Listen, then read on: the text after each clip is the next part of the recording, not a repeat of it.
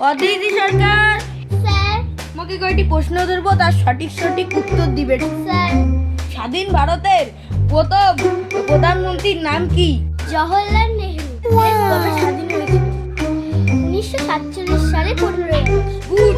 পৃথিবী কি গোল? কোনো বিজ্ঞানীরা বলে, কিন্তু সেটা দিয়ে রিসার্চ চলছে। Very good. এবার যাও নেক্সট। প্রথমটা হচ্ছে জওহরলাল নেহরু, দ্বিতীয়টা ছিল 1947 সালে, তৃতীয়টা হচ্ছে কোনো বিজ্ঞানীরা বলে, কিন্তু সেটা নিয়ে রিসার্চ চলছে। May I coming sir? Coming.